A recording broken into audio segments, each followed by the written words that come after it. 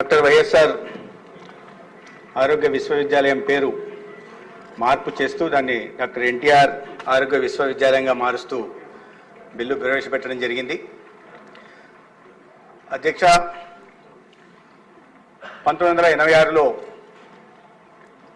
ఈ రాష్ట్ర ప్రజల ఆత్మగౌరవం నాటి ముఖ్యమంత్రి గౌరవనీయులు దివంగత ఎన్టీ రామారావు గారు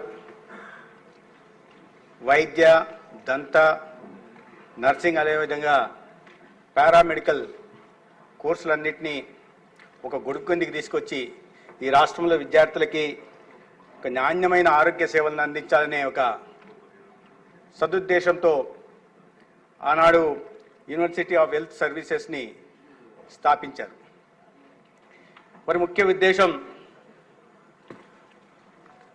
ఒక నాణ్యమైన వైద్య విద్యని అందించే క్రమంతో పాటు విద్యార్థుల సేవాభావాన్ని, సమాజం పట్ల అంకిత భావాన్ని ఏర్పడేలా చేస్తూ వాళ్ళలో సామాజిక స్పృహని, బాధ్యతను కూడా పెంపొందింపజేస్తూ ఒక నాణ్యమైన విద్యార్థులను తయారు చేయడం, సామాజిక బాధ్యతని గుర్తిరిగేలాగా, సమాజానికి సేవ చేసేలాగా విద్యార్థులను తయారు చేసే ఉద్దేశంతో ఆ సంస్థను తీసుకురావడం జరిగింది. ఒక సకారాత్మకమైన నిర్మాణాత్మక వాతావరణంలో శిక్షణ ఇచ్చి ఆ రంగాల్లో నాయకులను తయారు చేయాలనే ఉద్దేశంతో ఆనాడు గౌరవ ఎన్టీ రామారావు గారు ఈ విశ్వవిద్యాలయాన్ని స్థాపించడం జరిగింది. అధ్యక్ష, ఇక్కడ ప్రత్యేకంగా చెప్పుకోవాల్సింది ఏంటంటే ఈ విశ్వవిద్యాలయం దేశంలోనే మొదటి ఆరోగ్య విశ్వవిద్యాలయం. అటువంటి ప్రతిష్టాత్మకమైన విశ్వవిద్యాలయానికి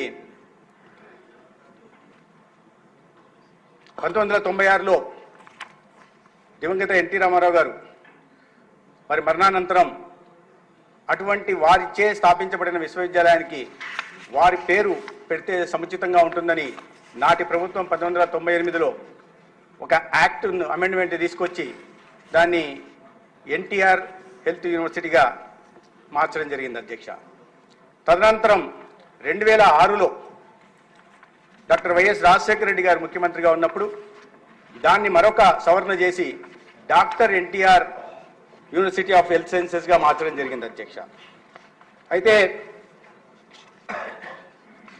గత 1986 నుంచి ఈ విశ్వవిద్యాలయం స్థాపింపబడిన నాటి నుంచి అనేక రకాలైన సేవల్ని, విశిష్టమైన సేవల్ని వైద్య రంగానికి యూనివర్సిటీ అందించింది. అధ్యక్ష, 3,14,220 మంది విద్యార్థులు medical, dental, nursing, paramedical course పూర్తి చేసుకుని బయటకు వచ్చి ఇవాళ సమాజంలో వారి వంతుగా సేవను అందిస్తున్నారు.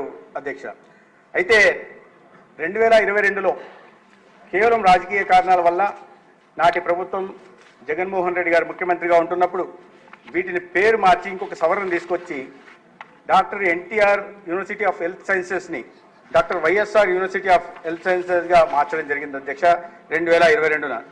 దాని తర్వాత 2022 అకాడమిక్ ఇయర్లో 16,297 మంది విద్యార్థులు బయటకు వస్తే కోర్సు పూర్తి చేసుకొని 2023లో 14,840 మంది విద్యార్థులు పూర్తి చేసుకొని వచ్చారు.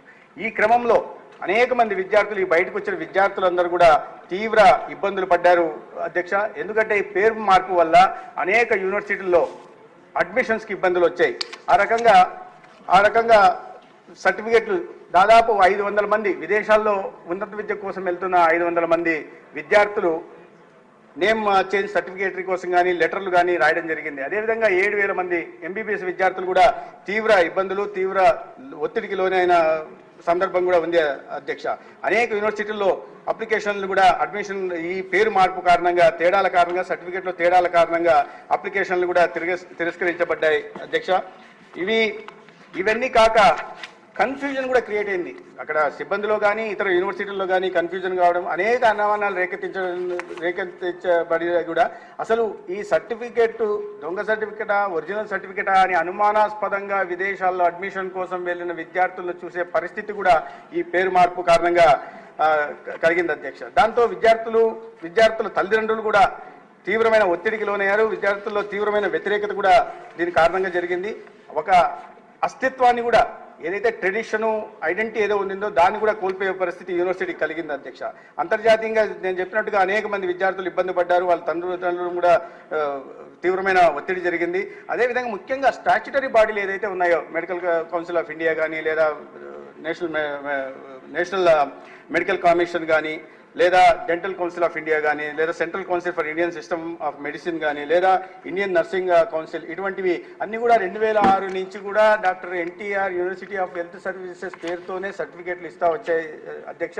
దాని తదనంతరం ఈ పేరు మార్పును చాలా స్టాచ్యుటరీ బాడీస్ గుర్తించకపోవడం వల్ల కూడా చాలా ఇబ్బందులు పడ్డారు అధ్యక్ష. ఇవన్నీ ఒక ఎత్తు అయితే, ఎన్టీఆర్ అనేది ఒక బ్రాండ్ అధ్యక్ష. ఈ రాష్ట్రంలో ప్రతి ఒక్కరికి తెలుసు ఎన్టీఆర్ గారు ఈ రాష్ట్రానికి చేసిన సేవలు ఎటువంటిది అనేది. ఎన్టీఆర్ గారు అంటేనే ఒక తెలుగు జాతి ఆత్మగౌరవానికి ప్రతీకగా కూడా అందరు చూస్తుంటారు అధ్యక్ష. మడమ తిప్పని ఆయన నేజానికి ఆయన చిరునామాగా నిలిచారు. నీతి నిజాయితీకి కూడా నిలువెంతు సంతకంగా నిలిచిన విషయం కూడా మన అందరికీ తెలుసు.